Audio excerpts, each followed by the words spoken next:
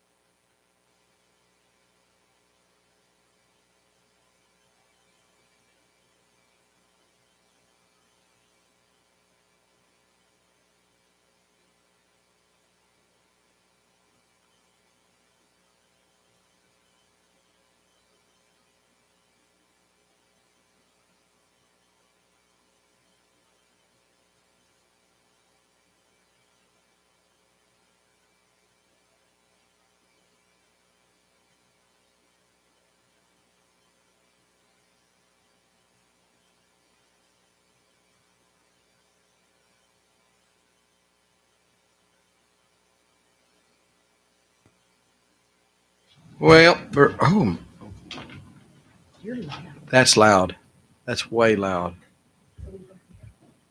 Wow. Maybe echoing.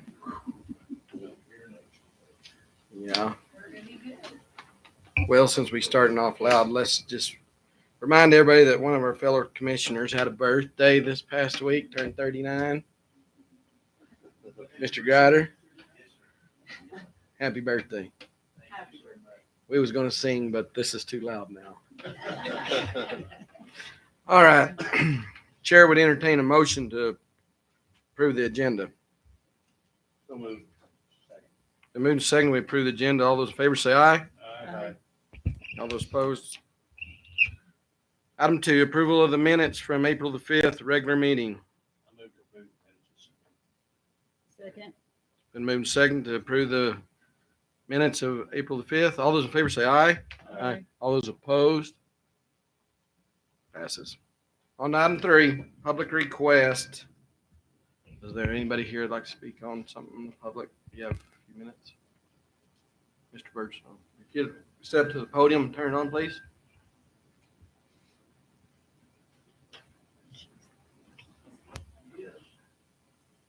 Right. I can talk pretty loud. Ooh, gosh. I am here representing my wife, Ronnie, in the selection of the committee that you're trying to put together representing the community. And Ronnie can't be here today, bless her heart. She's in the middle of a Panama Canal cruise, mother-daughter cruise. Will be gone about 17 days. They go from Florida all the way to Seattle, Washington before they fly back. So I'm loose on the town. That's kind of a scary thing. She would like for me to tell you that she would love to represent Roosevelt County in the selection committee, to be on the selection committee of the president's search. I understand all of you should have gotten a letter she wrote showing her experience. And I know personally that she would serve the committee well. She tells me always not to talk and listen, and I find that hard to do sometimes. And I think I'd be amiss if I didn't move away from a few things she told me to tell you to explain the fact that Ronnie is quite a capable person. I'm sure most of you understand that or know that. We started out with Dr. Gamble. She was a college professor and then went into administration at West Texas State. Gamble got his first presidency in Southern Arkansas at Southern Arkansas University in a small community called Magnolia. and he wanted her to go as his vice president. And Magnolia is back 30 years ago, was a very Southern community, really old Southern community. You know, when we were looking for a house to purchase, our agent would say, "This is Mr. John and Miss Ronnie," you know, that kind of attitude. The school, SAU, Southern Arkansas University, was in a community like we are here. Very small school in comparison to UNM and places like that. And out in the boonies like you are here at Eastern. You know, you're below Interstate 40. Everything happening is north of there. In Arkansas, everything happened Little Rock and up, not south. When they hired Steve to be their president, I think many of the community members were saying, "Gee, we got this Texan coming in to be our president, and he's bringing a woman to be his vice president. And besides that, her husband's an artist." So, you know, we started with a little bit of a negative situation, but with his expertise and her tremendous expertise and knowledge, they converted that university into the same thing they did when they came here. They doubled the population in a 10-year period. They had a lot of building and construction and worked with the government in Little Rock and really did some amazing things there. And all of the things that Ronnie had control over or in charge of, it was mind-boggling what she was able to accomplish with that university. At 10 years, they decided that they needed to move on. People were very upset. Many people were very upset. And one or two was kind of sad that I was going to go with them too. One or two at least. We came to this wonderful place called Roosevelt County in the middle of nowhere. Now, for Ronnie and I, it was a good deal because we grew up, she in Plainview and me in Amarillo. And even for many years when I was teaching school in Hereford and in Texas, I did a lot of my artwork in this part of the world. So I was excited to be here. Oh, I'm sorry. Okay. So anyway, going to the situation here, I want you to understand that she is very much in favor of community support. She understands community. She served on the Dallas Military Affairs. She worked with the chamber here, the chamber in Clovis. She was an honorary commander 3 times at the Air Base, really put an emphasis on the importance of the Air Base connected with EMU. And, you know, she just, she was honorary commander 3 times. The last time, just recently, her commander became a general. Now she wants to be known as General Honorary Commander Birdsong. Okay. Thank you for your time. Many apologies.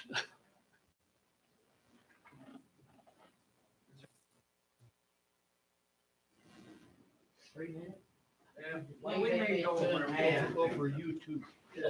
I'll be honest.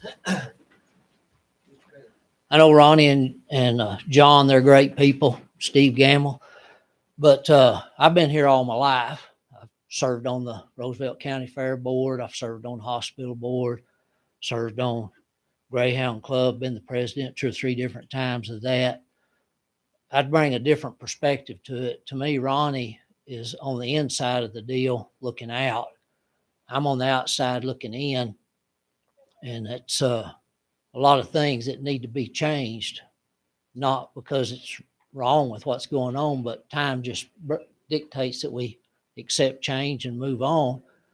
And any of you that know anything about me know that since 2003, when my youngest daughter came here to Eastern to rodeo, I've been helping with the rodeo. And the last year or so, we've been able to obtain quite a bit of money to start improving that facility. And I get to work with, I've worked with the regents. I understand the whole deal, but the big deal is I understand our community and know what our community needs and what we need to do to make changes at the university. I appreciate your consideration, and glad to get to see John, get a visit with him.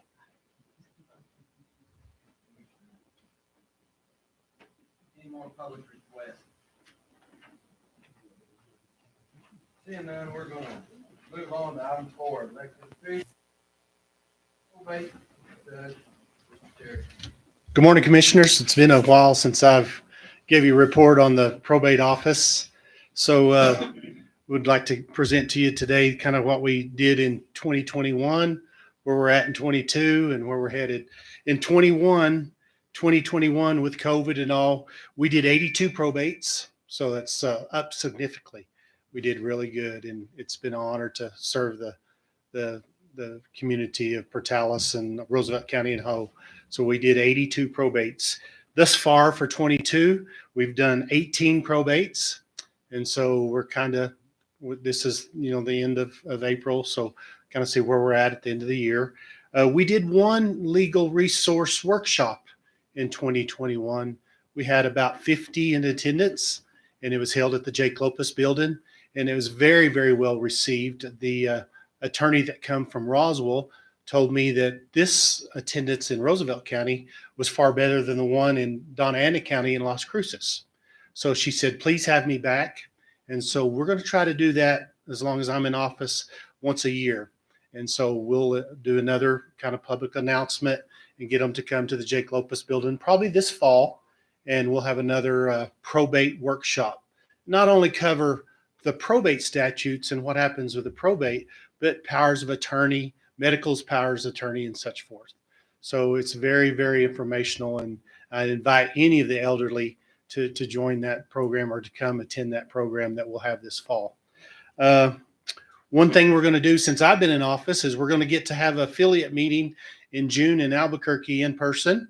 So that's not going to be Zoom. So we'll all be going to Albuquerque to affiliate probate meeting in Albuquerque, June 11th through the 15th. And then lastly, if a person doesn't want to attend the workshops in person, the State Bar Association is now publicizing workshops and videos online. So you can go to the YouTube videos now. And so they're recording some of the workshops. And some of the videos are basic landlord tenant law, financial power of attorneys, advanced healthcare directive video, and the last one is estate planning and the probate process. So you can go online and watch that on YouTube as well. So thank you for your support. I want to give a shout out to Gary for remodeling my office.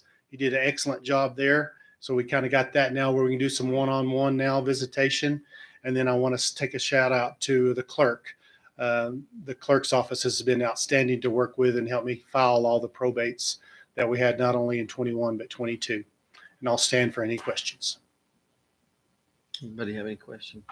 I thank you, Kendall, for helping our community with these probate learning. It's been very, very rewarding. Thank you. Moving on to treasurer, Ms. Sanchez.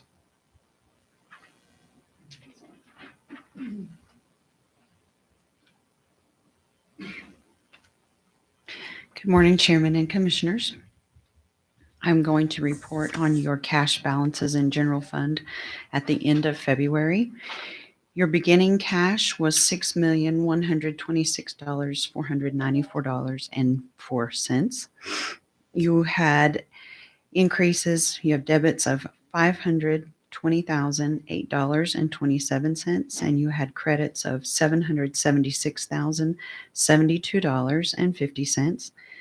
For your ending cash, end of February, at $5,870,429.81. Does anyone have any questions over the cash balances for general fund? Okay. We have about 3 weeks until the second half of the property taxes are due. That is May 10.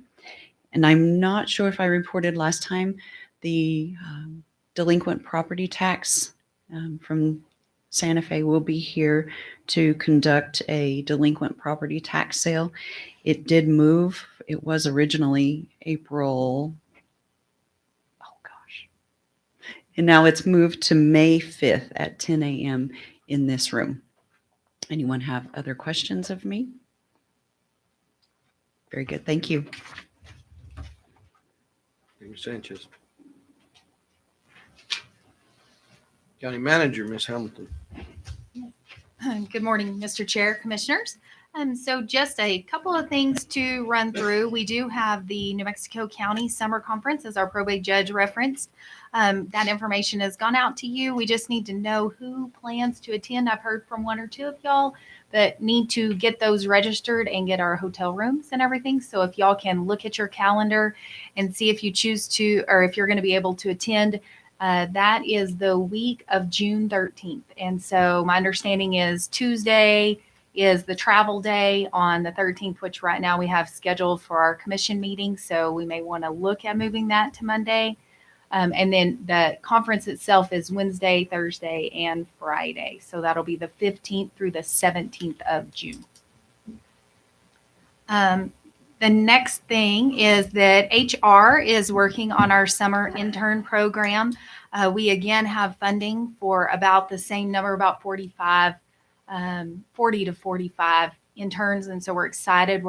He is working with all of our local schools and with their guidance counselors so that we can get information out. The state was last year, I think you'll recall, it was very last minute. We had about 2 weeks to get everything to our kiddos before they were out for summer break.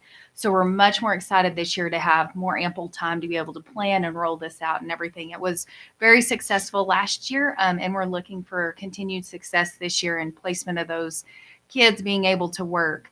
The summer and intern program, I think they will be at the minimum wage at this point at $11.50 an hour. And HR will be working again with those local entities to place those students, the high school students, to get that real world experience. And we try to match them with industries that they're interested in. So that is in process. The next thing we need to look at is scheduling budget workshops. So our next regular commission meeting is May 3rd. That's the first Tuesday of May. And we need probably to allot about 12 hours to the budget workshops. We can do that in 3-4 hour blocks. We can do it any way the commission so desires. We just need to have you here so that everyone can come in and present their budget requests and we can work through that process. So that first week of May, I don't know if y'all had a chance to look. We discussed it at the last meeting too. So if y'all have any feelings, it would be great to know on availability if we can look at doing maybe a half-day workshop on that Tuesday after the commission meeting and then a couple of other slots, how y'all wish. I like it after the meeting. Now, what does the next day look like? Like, wipe it out. Yeah, like Dennis, Wednesday. I mean, I'm good with either the 3-4 hour or the 1-4 hour and then the half 8 a hour. day. Yeah. Either the half day, either one will work.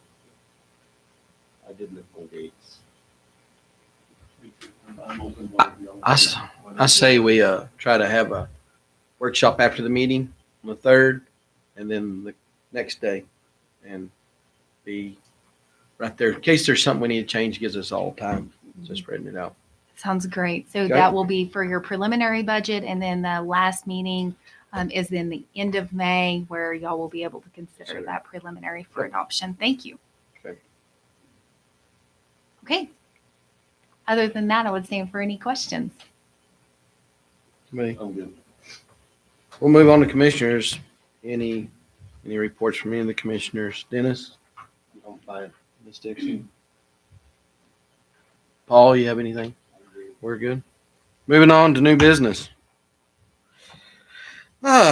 Request of approval of signatures for the detention center. Ms. Sanchez.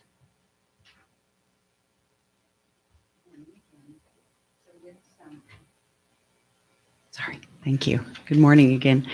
With some personnel changes at our detention center, we need to update one of our signature cards to add an authorized signer to that for the detention center bank account. And that is Mr. Layer. So I'm asking for your approval to take that request to the bank.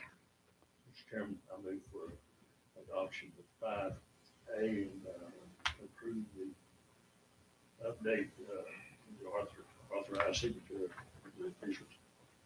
I'll second that. I moved second.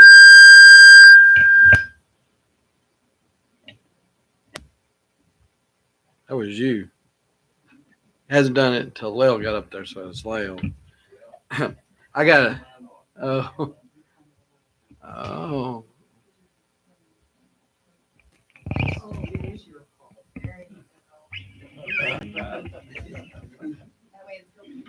I have a motion on the table to accept the signature of Clay Lauer as the signature card for the detention center. I have a motion and a second. All those in favor say aye. Aye.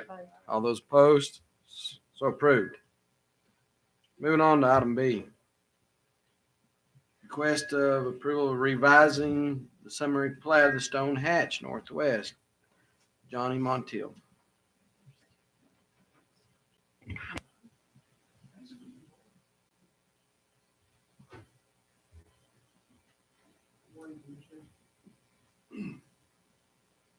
Stone Hatch applied for a summary revision of. Start over. Mr. Stone and Mr. Hatch have applied for a revised summary replat of the north 20 feet and the southeast 30 feet of Lot 4 in Block 11 from the original town plat subdivision. The replat is in the city of Portales municipality and is in the original town plat subdivision. The northwest 20 feet and the southeast 30 feet of Lot 4, Block 11 are located 196 feet from the intersection of East First Street and North Main of Section 26, Township 1 South, Range 34 in the original town plat. The proposed summary replat contains one lot, and it will be divided back into 4 lots called 4-1, 4-2, 4-3, and 4-4. The minimum lot size is 0.027 acres. The maximum is 0.103 acres in size. Under the Roosevelt County Subdivision Ordinance, Article 6, summary review process, that's what we're following. There were no adverse opinions from the utilities or landowners that were sent out by the city. The city has approved it. It has met all the rules and regulations for the Roosevelt County Subdivision Ordinance, and I ask for your approval. Mr. Chair, move we approve 5B. Second. The move second to accept the approval of the replat.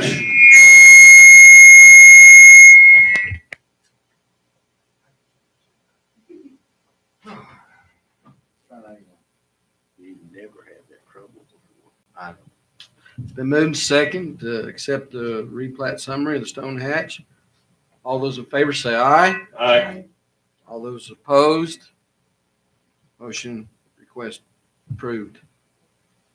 Request of approval of the replat of 2 tracts of Block 20 of the Stewart Edition. Mr. Montiel.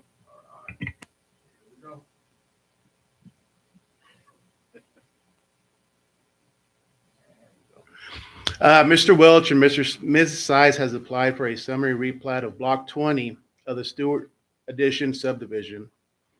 This addition is located 0.09 of a mile southeast of the intersection 21st Street and New Mexico Highway 206.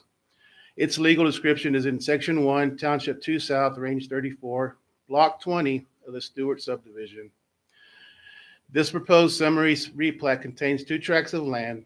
The proposed summary replat will adjust the boundary line of the said land containing two tracts in 1.02 acres of land. The 2 tracts are referenced as Tract A and Tract B in the summary replat. The minimum lot size is 0.36. The maximum is 0.65. It falls under Article 6. There were no adverse opinions from utilities or landowners.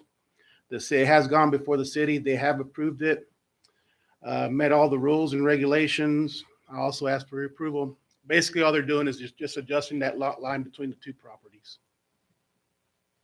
Mr. Chairman, I move for approval. 5C, the summary replat of 2 tracts of land, Block 20 of the Stewart Addition. Second. Move second to accept the summary replat. All those in favor say aye. Aye. All those opposed? This approved. On item D. On to item D. Request approval of FY 23 Fire Protection Fund for the Arch Fire Department. Ms. Hamilton. Yes, Mr. Chair, Commissioners, so included in your packet was the annual applications. These are standard each year. You will see that for the first one, for Arch, they are applying for $58,584. They do have a current balance that they are projected to roll over as they are trying to secure enough monies to purchase the mandatory Class A pumper that they're required to have. So I would stand for any questions and ask for your approval. Mr. Chair, I move to approve item 5D. I'll second that motion. All those in favor of the application for the Arch Fire Department, say aye. Aye. All those opposed, request approved. On to E, request of the Millicent Voluntary Fire Department. So again, Mr. Chair, Commissioners, that was also included. They are applying for $123,334. And again, rolling over a balance as they do have a truck on order. But the time frame for these trucks, as we're all aware with the supply chain issues, are now exceeding a year. It has been on order all year, and we anticipate that that procurement will roll over till the next fiscal year. There's no discussion. I'll make the motion to accept the application fund for the Millicent Fire Department. Second. With that motion, all those in favor say aye. Aye. All those opposed, request approved. Moving on to item F, discussion and recommendation of the member to the EMU Chancellor Research Committee requested by the EMU Board of Regents. It's open to the commissioners to discuss. Does anybody have a person that they'd like to appoint? Mr. Chairman, I nominate Charles Bennett. Charles Bennett's been nominated. Is there another nomination?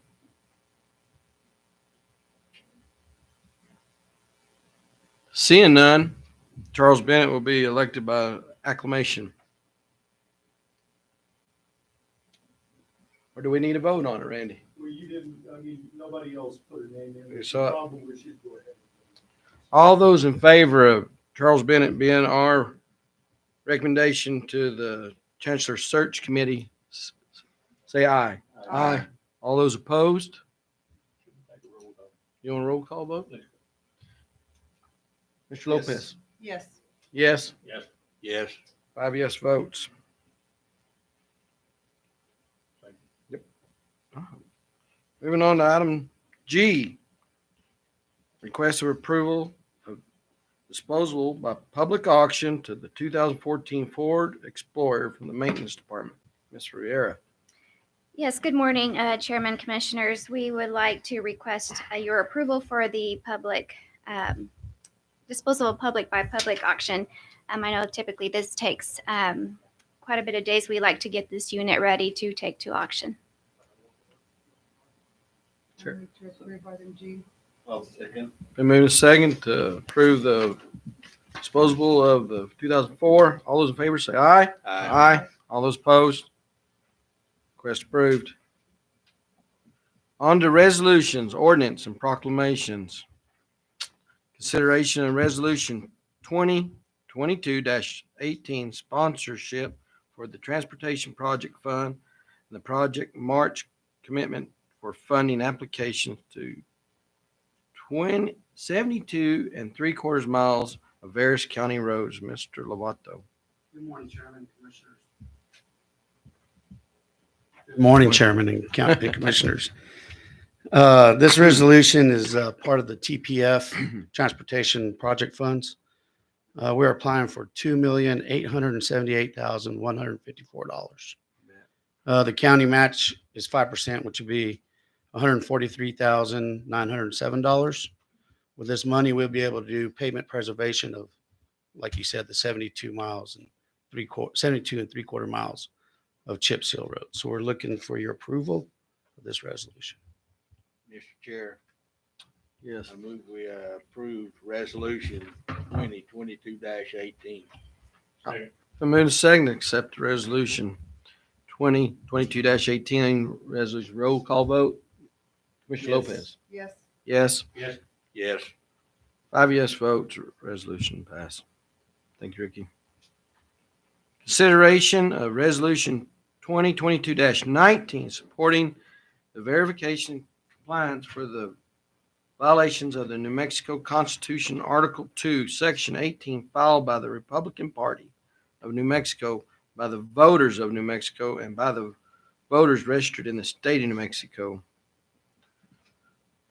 As you know, we try to enter into some things and not seeing a good legal spot on it. I would like to have a resolution for this, to put a strongly worded letter out there that we're not ready for this. So Chairman, after hearing comments from our legal counsel, mhm. that the resolution is very well justified. It makes a lot more sense to me. I'm in favor of that resolution. I have a question. And I understand and I like the resolution, but I was under the impression that it was a unanimous vote that we were going to write a letter of intervention, to join on the intervention. That it was a unanimous vote on that at the last meeting. Would you like me to address that? Yes. Yeah, so, yes, you did make that vote. You requested that I prepare a motion in intervention, and I couldn't find a good faith basis to file that motion. And the reason for that is the complaint that was drafted contained detailed information about the voter registration issues in Lee County, in Chaves County, in Eddy County. It mentioned Otero County. It mentioned Lincoln County. It mentioned Bernalillo County. It did not mention Roosevelt County. Lee County prepared a motion to intervene, and essentially what they did is they took that information from that complaint and they put it into a motion to intervene. So when you asked me to prepare one for Roosevelt County, I went back to my office and studied the motion to intervene, studied the complaint. I began working on both as you had requested. And then I realized I simply didn't have enough facts to support us going forward because I didn't have all this information and all of those maps that detailed the explanation or the reason for the legal challenge. So I contacted the clerk's office, and the clerk's office said, well, we really don't have that information either. You might be able to get that information from the Secretary of State's office. And you know what that experience is like, trying to contact the Secretary of State's on an issue like this at this particular time with the election in process. You know, that just fell on dead ears. So I continued to try to, and I like to pride myself that I usually can figure out a way to do something, but I let you all know early on, I didn't see any way that this could be accomplished. And I'd like to tell you that Chaves County, about 3 weeks before you voted to intervene, also voted to intervene. And Chaves County had, at least they were referenced in that complaint. And there was information where arguably they could have put something together, but for whatever reason, they also did not intervene. None of the other counties intervened other than Lee. So I know you were advised, or I've heard you were advised that this should have been a simple matter, but honestly, it wasn't. If I could have found a way to satisfy you, that would have been my goal. I would have been happy to file a motion. I would have been happy. It would have been, you know, not that I'm ever here doing this for the money. It would have been, there would have been a lot of money spent just in getting that complaint filed. And then we would have had to appear yesterday because the hearing was yesterday.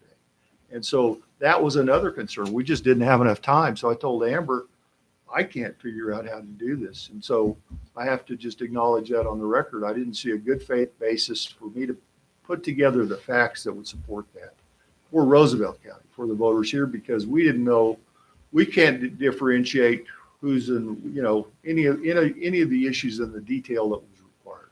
So that's my explanation. That's perfect. Thank you. Mr. Chairman, real quick. Wow, that is kind of loud. After reading, well, we did discuss this during last meeting, but after closely reading our legal attorney's expert opinion, I'm not even going to be comfortable passing a resolution. That's where I stand. I think it's going to have no teeth. It's not going to do anything but just put another black eye within our county. And like I said, I did read it real thorough in detail. And sometimes, we may think we know everything, but sometimes we've got to go to experts. And I think that Randy, as our county attorney, is a legal expert, and he did the research that he needed to do. And so I wouldn't be comfortable considering that resolution 2020-19. Randy, this isn't stopping if later on down the road that something comes up about the maps, we can still enter into something like Lee County if we feel like they're unjustified, right? Well, so let me tell you what the status is. So the hearing was yesterday. The hearing was in front of Judge Van Solen. He's supposed to render a ruling today by 4:00. Okay. And so that case, so the opportunity to intervene really passed last Friday afternoon. We won't be able to intervene into that suit. I guess theoretically, if you wanted to go to the time and expense and had somebody like Research and Polling come together and put together the information and the maps and all of the detail, the factual basis, you could, well, you couldn't file a complaint. And, the other problem in the whole lawsuit is that there is a pending election that's going on right now. The clerk's offices are fixing to send out ballots, to my understanding, for the early voters for the primaries. And so the election's in progress right now. And so that's one of the concerns about the whole issue. So to answer your question, honestly, no, this is done. About all you can do at this stage is, if a majority votes to pass a resolution, you could approve a resolution. But in terms of a legal challenge, I think we're pretty well foreclosed. Mr. Chairman, and just for point of clarification, what would this resolution actually do, since Judge Van Solen is going to render a decision this afternoon? And I mean, Legally, it's just such a moot issue to me. It's a vote of you. As I understood, the commission believed that intervention was something that its constituents, that your constituents would approve of. So that's the reason why you voted, was my understanding. I tried to find a way to accomplish that, couldn't do it. But a resolution is just a resolution. It is simply a public statement voicing your public position on this. If you choose not to support it, that's your prerogative. You can vote no or abstain from voting. If the rest want to vote on it, that's entirely up to each of you individually. Mr. Chairman.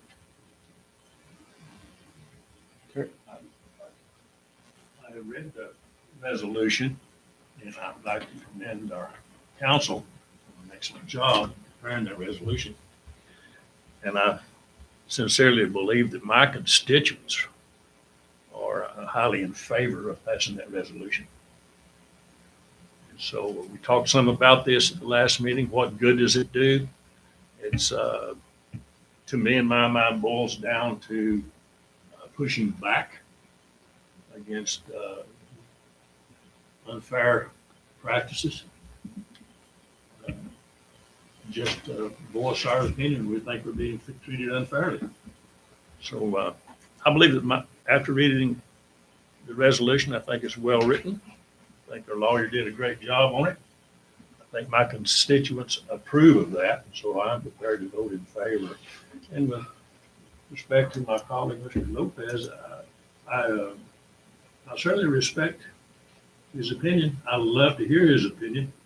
He often has a valid opinion, and the thing I think is great about this particular commission is we can voice our opinions and vote accordingly. And we can meet as friends and have discussion, leave as friends, and enjoy the democratic process. For me, I'm prepared to vote yes. Thank you. With that, I'll make the motion to accept the resolution 2022-19, verifying the complaint. Second. It's been moved and seconded that we accept resolution 2022-19, supporting the complaint. There'll be a roll call vote. Mr. Lopez. I know the options got stay or vote no, but I vote no. Yes. Yes. Yes. Yes. 4 yes votes. Resolution passes. Item C, consideration of proclamation declaring May as Motorcycle Awareness Month. Ms. Hamilton. Yes, Mr. Chair, Commissioners. So this was something that was brought to us last year and again continued this year by a member of one of the areas that support this. And as part of the proclamation, I need to read it out loud. It says, declaring May as Motorcycle Awareness Month, whereas motorcycles are used as a regular means of transportation for commuting, touring, and recreation in and around Roosevelt, New Mexico. And whereas the Roosevelt scenic roadways make motorcycling a very popular destination for riders from around the country, and whereas the safe operation of a motorcycle requires the use of acquired skills developed through a combination of training and experience, the use of good judgment, and thorough knowledge of traffic laws and licensing requirements, and whereas it is imperative that the residents of Roosevelt be aware, show consideration, and share the road with motorcycles on the streets and highways and recognize the importance of motorcycle safety. And whereas the National Highway Traffic Safety Administration has declared May as Motorcycle Awareness Month, it is the desire of this county commission to join with them in raising awareness of the growing number of motorcyclists in Roosevelt County's roadways in order to help prevent accidents and, most importantly, save lives. Now, therefore, the Roosevelt County Board of Commissioners does hereby proclaim the month of May 2022 to be Motorcycle Awareness Month in Roosevelt County and urge our citizens to be observant, courteous, and knowledgeable about motorcycle usage in our community. Mr. Chair, I'll make a motion to approve. I'll second. The move and accept to approve the proclamation as May as Motorcycle Awareness. Mr. Lopez, how do you vote? Yes. Yes. Yes. Yes. Yes. 5 yes votes. Consideration passed. Consideration of proclamation declaring May as Detention Officer Appreciation Week. Ms. Hamilton, you again. Are you ready to read a little more? Yes, sir. All right. This font's a little bit bigger, thankfully. So, Mr. Chair, Commissioners, as we have historically done in declaring the first full week, this proclamation is again presented to you, designating the first full week of May as National Correctional Employees Week. Whereas the Congress and President of the United States have designated the first full week of May as National Correctional Employees Week, and whereas the 32 members of the Roosevelt County Detention Center play an essential role in the criminal justice system, and whereas the contribution they make to American law enforcement, while not highly visible or is substantial, these men and women are responsible for ensuring the custody, control, and safety of detainees held in detention. Directly supervising the incarceration and rehabilitation of criminal offenders, correctional employees are an essential part of our nation's criminal justice system. And whereas the detention center personnel have faced unprecedented challenges over the past years due to the COVID-19 pandemic, with additional burdens placed on the facility, this team has worked to successfully combat and mitigate COVID-19 within the facility, to ensure the overall health, safety, and security of the detainee population and personnel has been sustained. And whereas the general public should fully appreciate correctional employees' capable handling of the physical and emotional demands made upon them daily, their profession requires careful and constant vigilance, and the threat of violence is always present. At the same time, these dedicated employees try to improve the living conditions of those who are being confined. And whereas the men and women of the Roosevelt County Detention Center unceasingly provide a vital public service, working long shifts and put their lives on the line daily, this team has remained committed to excellence after earning and achieving reaccreditation by the New Mexico Associations of Counties Adult Detention Professional Standards. Now, therefore, it is resolved by the Roosevelt County Board of Commissioners. They call upon all citizens of Roosevelt County and upon all patriotic, civic, and educational organizations to observe the first full week of May as National Correctional Employees Week in honor of those correctional employees whom we believe clearly deserve our recognition, respect, and appreciation for ensuring that our detention facility and functions are operated safely and humanely. The Board of Commissioners further calls upon all citizens of Roosevelt County to observe the first full week as National Correctional Employees Week in honor of those who, through their courageous deeds, have made the ultimate sacrifice in service to their community and have become disabled in the performance of this duty, and those who continue to serve in this challenging and difficult profession in public safety. Mr. Chair, Mr. Crowder. I move we approve 6D, proclamation declaring May as Detention Officer Appreciation Week. Second. Been moved second to accept item 6D. Mr. Lopez, how do you vote? Yes. Yes? Yes. Yes. 5 yes votes. Proclamation approved. We need now to go into public hearing. Chair would entertain a motion to go in. I move we go into public hearing. Second? Been moved and seconded. We go into public hearing. Mr. Lopez? Yes. Yes. Yes? Yes. Mr. Savage? Yes. 5 yes votes. We're now into public hearing.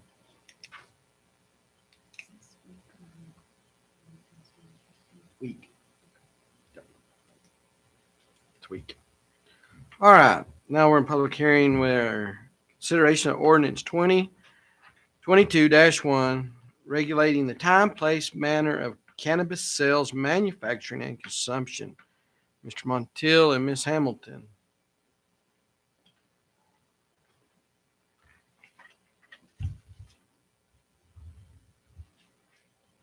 Good morning, Mr. Chairman, Commissioners. Again, this is a request to update or amend our ordinance to include the fencing as defined in the New Mexico Administrative Code 16-8-210. Mr. Chair, just to add on to that, so if you will look at page 10, it's section 6, and I'm happy to read it. This is where the clarification had to be. In the prior ordinance, it said the fencing was specific to a laboratory or a testing facility, and the state said, no, it has to apply to each cannabis outdoor area or greenhouse is required to erect and maintain a lockable fence of sturdy construction measuring at least 6 feet in height, enclosing and screening from view the area where cannabis is located. And those are the specifications as far as they have defined the fence at the state level as to what it's supposed to be and the fact that it's supposed to screen from view.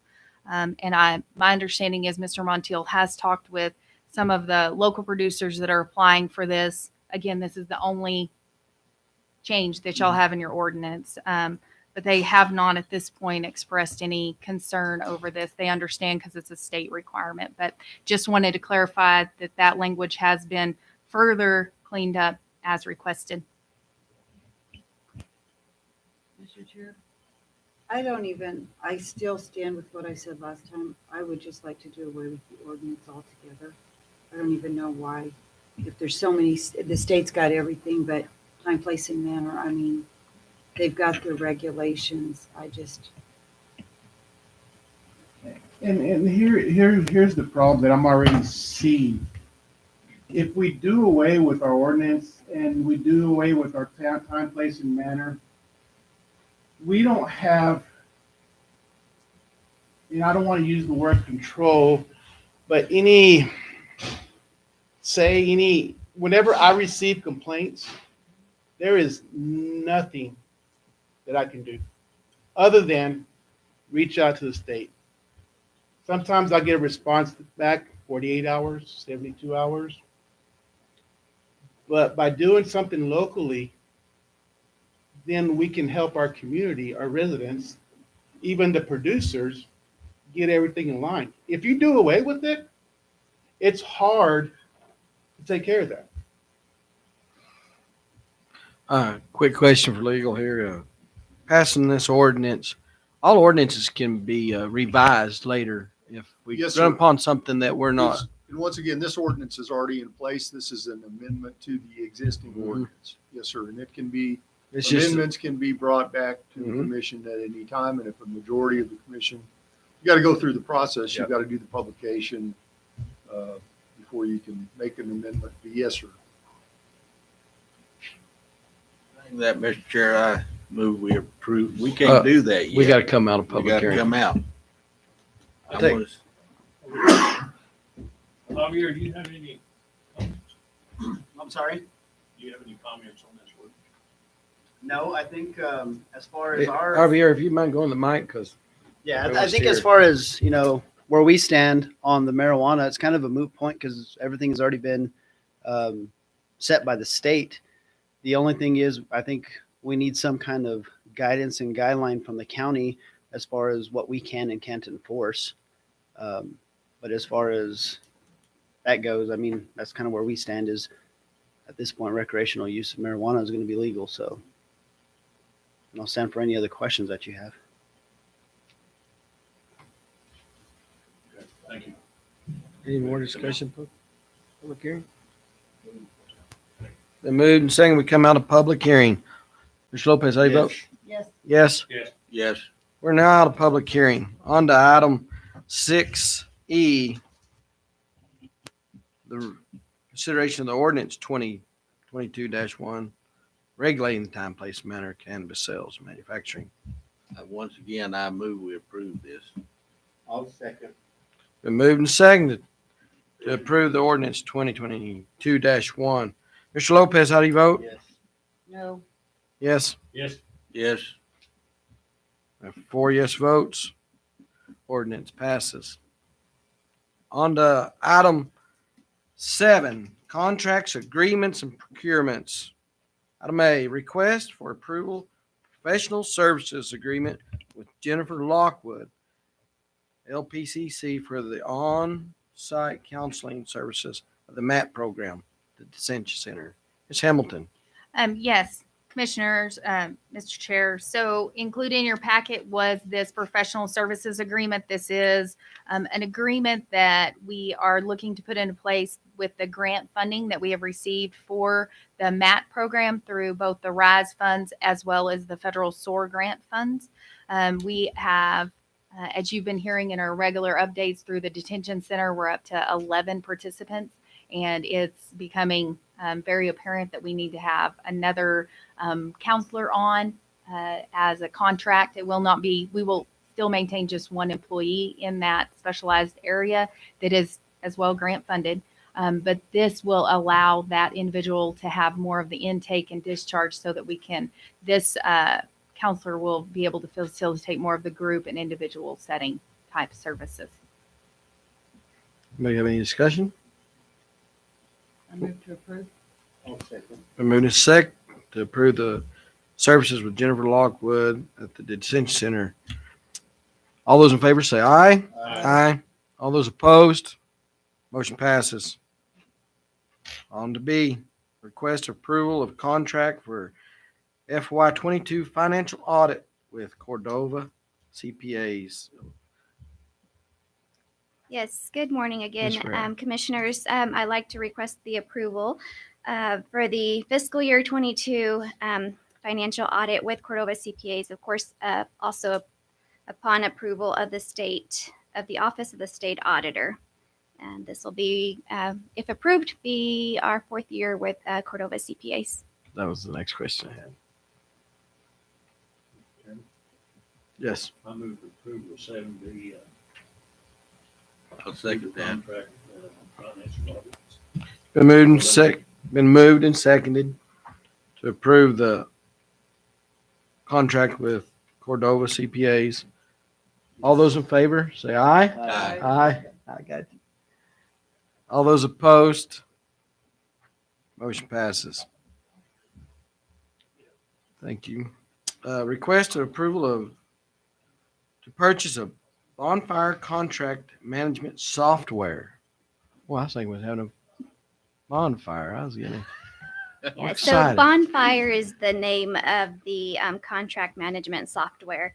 After some research, I feel like I've found a great tool to help us better manage our county's contracts and all of our agreements. With that being said, I would like to request the approval to purchase the contract management software. This doesn't affect our budget anywhere, the price of this. We have some allotted in the budget, and I think the total is, Yes, so the total for the first implementation is 9,250. Yeah, 9,450. And this, of course, includes the implementation fee. And there is an annual fee, and that's about 8,000. I know with all the cyber stuff going on anymore, this is very well, we done experienced something like this. So with that, I'll make a motion to approve the purchase for the bonfire contract management software. I'll second. Moved and seconded. All those in favor say aye. Aye. Aye. All those opposed? Motion passes. Thank you. We are going to have a executive session. I need a motion. I make the motion, we go into executive session. Yeah, but let's vote right quick. Yeah. Pursuant to 10-15-1 NMSA 1978, to limited personnel matters and attorney-client privileged information pertaining to threatened or pending litigation, specifically Hernandez versus Roosevelt County, Taylor versus Roosevelt County, Porter versus Roosevelt County, Aguilar versus Roosevelt County, Padilla versus Roosevelt County, Plummer versus Roosevelt County, and to discuss attorney-client privileged information relating to pending or threatened litigation and/or limited personnel matters. Any action necessary as a result of closed session? Well, we will discuss it. We'll do that. And Mr. You second? Been moved and seconded that we go into executive session. Ms. Lopez? Yes. Yes. Yes. Yes. We're now in executive session. We're going to take about a 5-minute break to